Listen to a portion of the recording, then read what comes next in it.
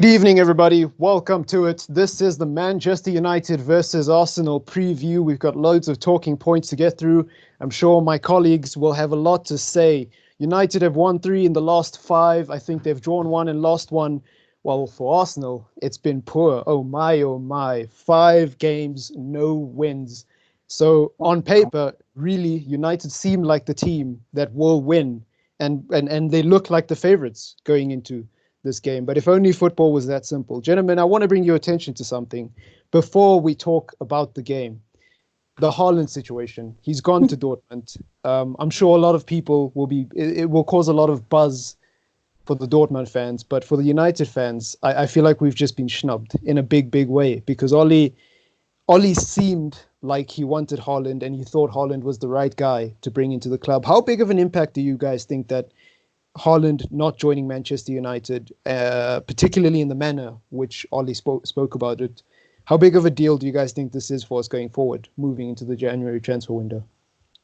Well, personally, I never really wanted Haaland. He's not my cup of tea when it comes to a player like him. But yeah, I didn't really like Haaland, so I couldn't be too phased about it. But I do think it's a major blow. I think it just shows how low we have fallen as a club. Yeah.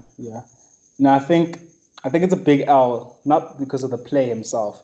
I think he was a good player, but he's not a fantastic player, and there's loads more in the market. But it's like what it symbolizes, the ineptness in our transfer negotiations. So yeah, it's a big L for the club and for the fans. Yeah, definitely. There's an area of doom and gloom in the air for the January transfer window with regards to Manchester United. I mean, we could go on and on, but we've got a game to talk about. We've got a predicted setup that we need to get out of there. We're going to the Emirates against a team that hasn't won I think, in 5 games, possibly 6, but I think they did win 3-1 against West Ham. I'm not too sure, but Arsenal do not look like they have a chance against Manchester United, especially because we've come off the back of 2 wins. I think this should be a good game for us, and I'm not sure what you guys think. I'd like to get your thoughts on that. How are you feeling in terms of confidence levels going into this game? I'm feeling super confident. I'm expecting our United team to go and batter these men out here. Useless. Absolutely. I watched them bottle a game that was in their hands against Chelsea on the weekend. It was just shocking. If we don't beat them, I don't even know. Yeah, dude, like even training them on the weekend because we needed Chelsea job points, but let's not go there. Yeah, like I think if we lost this game, it would be the biggest piece of irony in football because they're perfect for United. They have a shit defense, they're in shit form, and they throw everything. Like it's like they're oblivious to their problems. It's quite funny. So I think we will win this game. Let's talk a bit about the Arsenal situation. Arteta's obviously come in. He's an ex-club legend. That seems to be a bit of a trend going on in the Premier League at the moment with ex-club players coming to manage the team with or without previous club experience. What do you guys think of that? We won't spend too much time on this, but I want to get your gentlemen's thoughts on Arteta being the manager of Arsenal and what that means for them as a club going forward. I feel like it's a similar situation with United. The board has just seen how much you can get away by signing an ex-legend. I don't think Arteta's obviously the right man for the job. Pep coached him, but if Pep doesn't have an open checkbook, I think it's shite for Pep. I don't really rate Pep that great if he doesn't have the resources that he does. Yeah. So I don't think Arteta's the man to bounce back Arsenal, and it just seems like Arsenal doesn't get new manager bounce back. So I really hope Man United don't bottle it and make me eat my words, but I feel completely confident going into this game. Mm-hmm. Yeah, I agree 100%. I feel like there's also waiting to happen, to be honest, because Arteta, the principles and the ideas he's spoken of are very attractive, but then he just doesn't have the players to do it. Arsenal players are horrible. They need a completely new squad.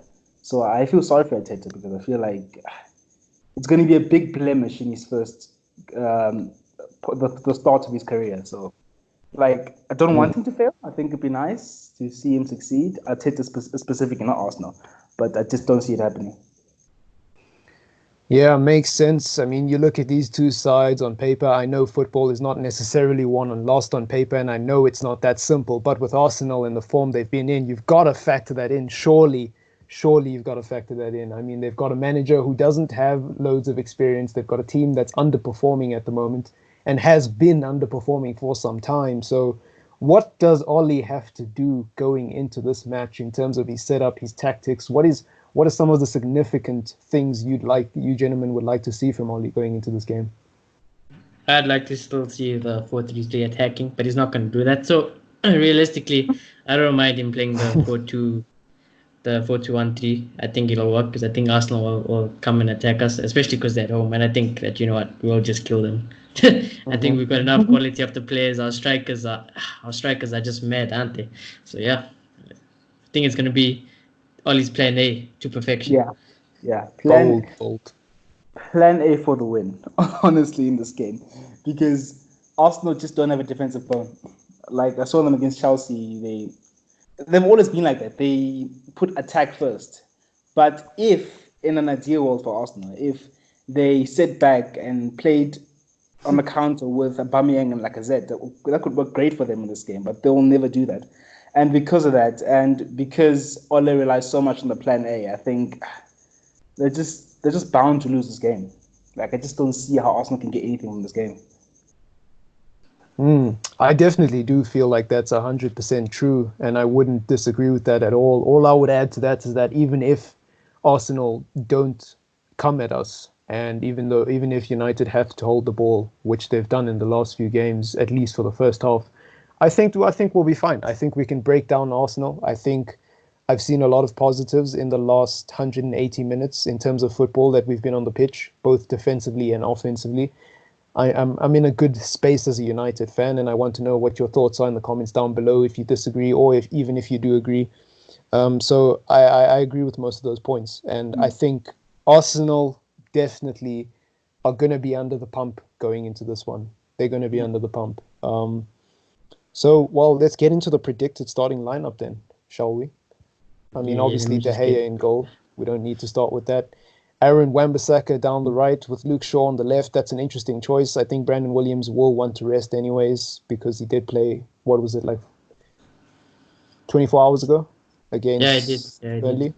Yeah, and I rate Williams. I think he would be fine, but I think that Shaw is still Ollie's first choice. Then the usual centre-half pairing of Maguire and Lindelof. Any problems there? Nope. No, perfect. Absolutely perfect. It's funny though. I do want to talk about that a little bit because I feel like I'm not going to go as far as saying people have been proved wrong because I don't think Maguire and Lindelof are amazing or levels above, an average centre-half pairing. But I do think they've worked well together. And a lot of people were saying, a few months ago that they wouldn't work well together, that you don't want two slow centre-halves who are very similar, especially with Lindelof, who's not... I mean, up until recently, he hasn't seemed like the kind of guy who can take on the pressure. But I think, in a weird way, the centre-half pairing has worked well. I don't really know, or I haven't spent enough time thinking about why that is, and I want to get your guys' thoughts on it. What do you think has made Lindelof and Maguire work so well together? Because it really doesn't make sense. And I was going to say, okay. What I think is, I think Lindelof has been better over the last few games than Maguire. But I was actually just thinking, now that you brought it up, I was just thinking how much does that also rely, because the guy next to him is Wan-Bissaka. So a lot of the things coming down that side will be closed out just by him, one man. That's a good point. So, I feel like Maguire gets into more, how can I say this, dangerous positions, because maybe Luke Shaw isn't as defensively inclined as Wan-Bissaka. So I think a lot plays a part in who they have next to them. I think that's very true, but I think by himself, Lindelof has been performing well. To be honest, I don't think, it's not amazing. I just think it's down to quality. I think they're two quality centre backs, so that's all they're doing decently. But I think the argument is that, what's his name again? Tinswebe could suit one of them and could complement one of them better. So to be honest, going forward, I'd like to see it being experimented on because I think it can make us better. But in terms of how they've been performing, I think they've been decent. I think that's just down to them being above the quality we've had before them. Yeah, definitely. Our defense has improved. I don't think there can be any doubts about that. And when you've got a guy like De Gea, we're not going to debate his form, but I'm just saying when you've got a goalkeeper like De Gea, it makes it all the better, doesn't it? So we move into the midfield then. Pogba, Fred, I think there can't be any complaints about that, especially because even if you wanted to argue on McTominay's behalf, he is injured. He's out. So, Exactly. I don't think there's any arguments there. Lingard in the 10. I suppose Pereira does need a rest, but what's your guys' thoughts on that? I would play Pereira over Lingard any day. Heck, I'd play with 10 men instead of Lingard. But I feel like Oli is definitely going to play Lingard in the 10. I feel like it's Oli's thinking, Emirates, Lingard has his moment, and he's just hoping that his pride and joy, he's going to do something. And his legs, Lingard still has legs. So. Yeah. Like, I hinted on this in the last show we had, but I think for this type of game, I'd prefer this midfield, to be honest, because I think Lingard's movement can help us on the counter. He's much quicker than, not much, but he's a little quicker than Pereira. And Pogba's long balls from a deep position is great to seek out the runs. So I think that formation for this type of game is perfect, to be honest. Or that midfield three. I don't want to stir up any tension or any arguments, but I do have to say that this isn't a traditional big game. Well, not really, because of how poor Arsenal have been. And my concern is that if the onus is on United to take the game forward, it probably won't be because Arsenal are at home. They have a new manager. They'll be expected to do it. But because of how poor they've been, it could very well be the case this Wednesday that we see United having to dominate the game and lead the game. And I hope. I hear what you're saying, but Yeah. I've watched Arsenal so much, and from what Ateta has said, like He wants to obviously play the dominating. I just don't see it happening.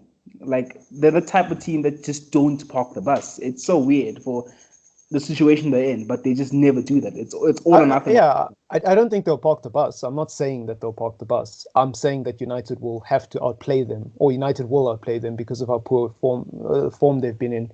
And I'm worried that if United do end up holding a lot of the ball, that Lingard's not the right man to give us what we need to put the chance away when we get it. I'm definitely not saying Arsenal will sit back. I think Arsenal will try play at us because they have a new manager, because they're at home. I just question the quality and whether or not they'll be able to dominate against United in the form that United have been in. That's all. And I have my question marks. I think a possession game suits their players. As much as they have glamorous players, a counter-attacking game does not suit their midfield. So I feel like that's why they'll always opt for that. They'll always try to hold the ball. Yeah. Hopefully they can't do anything with it. But moving on to the front three. No James in this one. I would Rashford and Martial. Yeah, I think James would be excellent for this game because if we are going to play counter-attacking. But I feel like, I don't know, I think James played the full game. And then, I feel like Greenwood will just come play because I don't think Ali expects James to play 24 hours. Or if he does, then I have no idea. I think James could. Yeah, I think Greenwood will have to play at some point in this game. And I feel like Greenwood, with the form he's in, he's going to get something. Definitely. I think Greenwood will play, but to be honest, I think James will start because I don't think did he play midweek? He didn't play midweek, did he? He did. He played full, but he played the full last game. Yeah, true. But I feel like the fact that he didn't play midweek. Yeah, he didn't play midweek, but he played in the last game. Yeah. And it's not like the games are that close. There's a decent amount of time to rest. So I think James will start because he suits the game so much. Yeah, I wouldn't be surprised if he starts, but I'm hoping to see Greenwood. Yeah, I don't know. I'm hoping to see Greenwood as well. I think Dan James playing in such a short space of time. I mean, I thought he got rested midweek to play against Burnley on Sunday, so it's a bit redundant if he now plays again. Yeah. If we do play counter-attack and we have to bring James on later or whatever, I think that would be even more dangerous. Yeah. It could work both ways, really. Like if James does start and Greenwood. So whoever between James and Greenwood on that side, I don't mind either. But when is the game? Isn't it Wednesday? It's on Wednesday, so the day after tomorrow. New Year's Day. I feel like isn't that a sufficient amount of time to rest? I feel like that's decent, to be honest. Well, hey, if you think that's decent, that's decent. Moving on. Rashford, no complaints there. Martial, no complaints there. I don't think there's any complaints with those two. Yeah. I think when it comes to Martial and Rashford, they've been in fine form, particularly Marcus Rashford, but Martial too. The work he does for Manchester United on and off the ball, and of course we've spoken about this a lot in the past, it's unbelievable, really. And I think he is one of those players that sort of goes unnoticed, by these Brexit FC merchants. Because they don't appreciate the technical side of the game, because Pogba has been gone for so long. I think Martial has brought so much creativity to the middle of the park by playing with his back to goal. And so it's no doubt that he'll be key. Marcus Rashford's just been scoring. He's just been banging in goals, So no complaints there. Score predictions. What do you guys think? This is always a difficult part. You know what? It's so dangerous because every time I feel like this about United, it comes back to bite me. All of a sudden, everything just goes into the pit with this team. But you know what? I'm predicting United to win 3-1. That's a bold prediction. There's a small part of me that thinks Arsenal is so shit, and I'm tempted to go 4-1, but I think that's a bit outrageous. So I'm going to go 3-1. 3-1. Well, you heard it yourselves. My colleagues over here, each of the front three to score a goal. This one is in the bag. That's true. This one is in the bag. I do want to pull something up real quickly. In all honesty, I should have done this before the show, but I completely forgot. I'm human. Forgive me. I do want to check how the table is standing and just kind of get a sense of what it would look like if we do go on and get the 3 points after Arsenal. We won't go ahead of Chelsea. We're 4 points Definitely down. Definitely not. But it's always good to have a good look at what's happening around you. Yeah. Plus, I'm not sure who Chelsea is playing next. I don't even know if they'll drop points.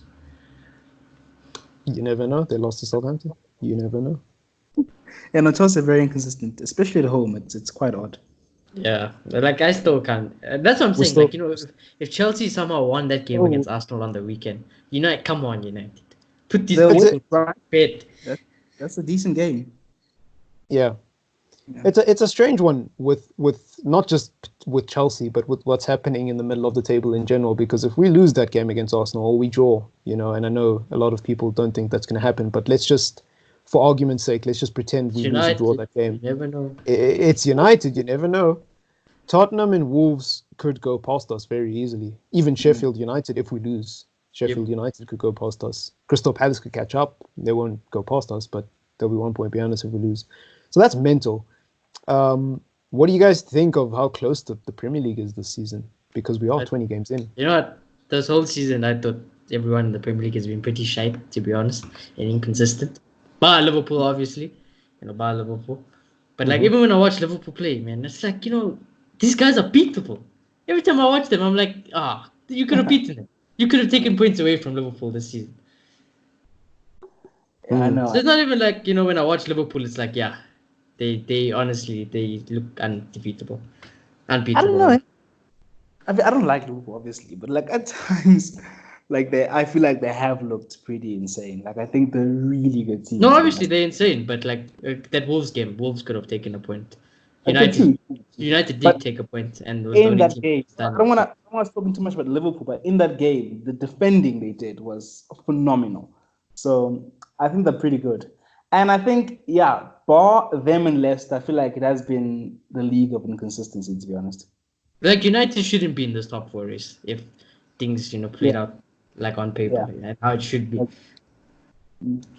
I'm on the fence about that. I must say I'm on the fence about that. There's a trend going around amongst neutral supporters and I guess supporters giving opinions on opposition teams. But why is it that other teams or smaller teams at the bottom of the table can't be given credit for getting results against the bigger teams?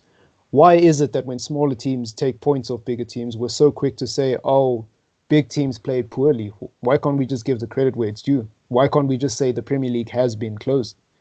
That's very fair. That's fair. Do you genuinely think that? Sorry to cut you off, but are you genuinely saying that Manchester City, Chelsea, Manchester United, Tottenham, Everton, Arsenal, and maybe Southampton and West Ham have all had a dip in form in the last 6 months. Is that what you're saying? Genuinely, those teams are inconsistent, and that's why the league looks the way it looks. I Or think do you so. think there's an argument there? They all have problems and all have holes, and they're all not at the standard they should be. If it's playing style or if it's not having the players, but there's something wrong that's not getting them to the standard that they should be at. I'm not taking anything away from the league. I feel like the league can do that to them because the league is so strong. We have leagues like La Liga, where Barcelona is not playing at their best, but they still get away with it because the league is not very strong. But I do think that not in the position that they should be. Those top six, like to say. Because like United, we win against the big teams, then we drop points at the little teams. It's like You look at City beating everyone, and then all of a sudden they just lose out of nowhere. Then Wolves will also go on a run, then just lose out of nowhere. Chelsea was amazing, like in the first few games of the season, and now they look like they're getting inconsistent. It looks like the honeymoon period's over. Yeah. And Arsenal, you know what? I've got no words for that club. We have to beat them. Arsenal, you can see the problems. Arsenal's the defense. Chelsea is inconsistency because they're young. So you can see where the problem is with the big teams. Yeah. Well, that about wraps it up, gentlemen. That about wraps it up. I completely agree with everything you're saying. I do have my reservations about obviously the Premier League argument, but that's I just wanted to touch on one more thing. Yeah. Go ahead. Because it's quite a short show, but so I thought maybe we can talk about some transfers. Obviously Haaland didn't come. Anyone realistically, you guys think can sign in January? I'm obviously 100% all in for Jack Grealish from Aston Villa. Yeah. I feel like Villa's in relegation, they need cash and funds and all of that, and I think he is a signing that could be done in January. Obviously, there's not much real speculation, and I don't trust the sport to go do it. But if we get Jack Grealish, I'm gonna be like one of his biggest fans because I really do love Jack Grealish. Even when he was in the Championship, I was kind of keeping tabs on him before he came into the Premier League. Yes, Jack Grealish is an exciting talent, but I have to give you a bit of a rebuttal on your point there. I think that for Aston Villa, holding on to their players is in their best interest because the finances from staying up are way more than just selling Jack Grealish alone. So I'm not too sure about the credibility of that argument, but it is fan opinion. So and like you said, it's hard. It's hard to trust this board. I don't know what Rita thinks of it, but I don't know. I'm lost for words. I'm choking on my words because I don't know. This board, the Haaland deal should have been done. But anyways, Rita, I feel like Grealish, it will depend on how much we offer, and they'll probably make us pay a ridiculous amount of money. And that's the only way we'll get him in Jan. But to be honest, I don't think we're going to sign anyone. I don't think we will. And I think because of that, we won't make top four. I think the only signing I could possibly see is Eriksen. But knowing Ed Woodward, he's going to say, why should I sign him now when I can get him for free in August? In the summer, yeah. Yeah. So I don't see us signing anyone. But the thing is, this board, I also believe that we probably won't sign anyone. But if we don't sign anyone and Chelsea do go and get someone like quality of play like of Jadon Sancho, it's top four. Yeah, top four is we are not making it easier for ourselves. Especially now with McTominay injured. What happens if Pogba gets another injury or something? Or if Fred just, fatigue and he also gets a knock or something. Yeah. Then we're basically screwed. Because Chelsea are really a good team. All they need is depth and experience. If they get that, there's no way we're catching them. No way in hell. Definitely. I think for Manchester United, look, it's easy to sit here and speculate, but with this team and this board, you never know. And we are not saying this from a place of negativity and uncertainty as fans. We're saying this from a place of we've seen this happen. We've seen this movie unfold multiple times over the last 2 or 3 years, particularly in the last year, actually, where United just hasn't seemed very, what's the word? They seem a bit out of their depth in the transfer markets. And it's quite shocking for a team with so much money and so much resources at their disposal, but they don't seem to know what they're doing in the transfer market. They just can't close out deals quickly enough, even in the summer with Aaron Wan-Bissaka, Harry Maguire, and Dan James. Those are three signings in positions we didn't even really desperately need replacements in. One and two. Yeah. I was gonna say it's not even mind-blowing signings. It's like it was obvious signings. Wan-Bissaka did great, right back, get him. Maguire, English, great, centre back, get him. He's cheaper than Koulibaly. Yeah, and James, young prospect, Ryan Giggs suggested him to United. Done. Yeah, I would even say that that brings me on to my second point. If somebody wanted to make the argument that Harry Maguire, Wan-Bissaka, Dan James were really above average signings and we should give OLE credit for that or the board credit for that, fine. But we still needed more. That's the point that we're making. That's the important part of what I'm saying. Not one midfielder was still signed. Exactly. We still needed more. And I Pogba's like a new signing. McTominay's coming back in a few weeks, so he's like a new signing. That's what's going to be coming out of the board's mouth. Yeah. So if this club and this board are serious about this club, they have to go spend in January. I don't care, and get a midfielder or something at least. Help OLE freaking, get a squad to get top 4. Yeah. At this point, it's not even about top 4. It's about the fact that we're just short-staffed. Even as a mid-table team, we're short-staffed. Pogba gets a knock, Fred gets suspension. We're done. We're screwed. So that's where I'm at the moment. But it's Christmas. It's almost the new year.